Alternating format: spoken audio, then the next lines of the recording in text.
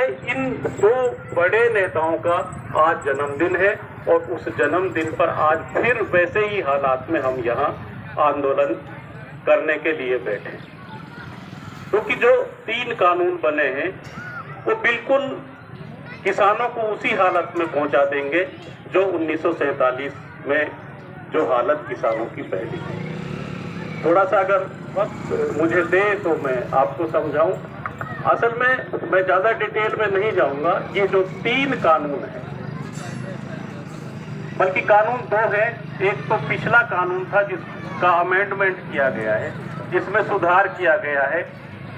पहले ये 1955 में ये कानून बना था कि कोई भी साहूकार, कोई भी कंपनी या कोई भी सेठ एक खास लिमिट से ज़्यादा गेहूं, सब्जी या फल जमा नहीं कर सकता। लेकिन अब वो लिमिट हटा दी गई और इसका मतलब ये है कि अब जमाखोरी और कालाबाजारी का बाजार गर्म हो गया। लेकिन इसके जो 3 कानून हैं, तीनों ही मान लेते हैं, इनके तीनों कानूनों के 4 हिस्से हैं। जो तीसरा कानून है जिसे कॉन्ट्रैक्ट खेती कहते हैं, उसका जो तीसरी धारा है, वो तीसरी धारा इन तीनों कानूनों को जोड़ती है। उसको ही समझने की हमें जरूरत है। तीसरी धारा, जब आप एग्रीमेंट पर साइन करते हैं तो पहली बात तो यह है कि वो एग्रीमेंट जैसे ही आपने उस पर साइन किया या अंगूठा लगाया, वो एग्रीमेंट जीवन बीमा पॉलिसी और बैंक अकाउंट से जुड़ जाएगा। इसका मतलब ये है कि कंपनी जो आपकी जमीन का ठेका कर रही है, वो आपकी जमीन पर कितना ही लोन बैंक से ले सकती है। और अगर कंपनी मान लो करोड़ 2 करोड़ बैंक लोन लेकर चली गई तो आपकी जमीन तो गई बैंक के लिए।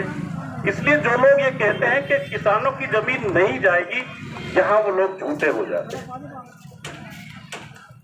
जो इस कानून के तीसरी धारा में लिखा हुआ है वो ये है कि आप के और साहूकार के बीच में ये एग्रीमेंट होगा कि आप कौन सी फसल बोओगे, साहूकार आपको क्या कीमत देगा, आपकी फसल की कब कब चेकिंग होगी, एक बार बोते टाइम, फिर बीच में और फिर कटते टाइम उसकी चेकिंग होगी।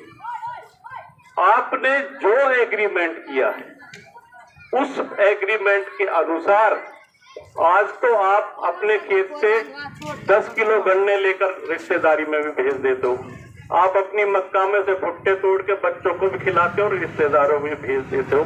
तब आप एक भुट्टा नहीं तोड़ सकते, एक गन्ना नहीं तोड़ सकते।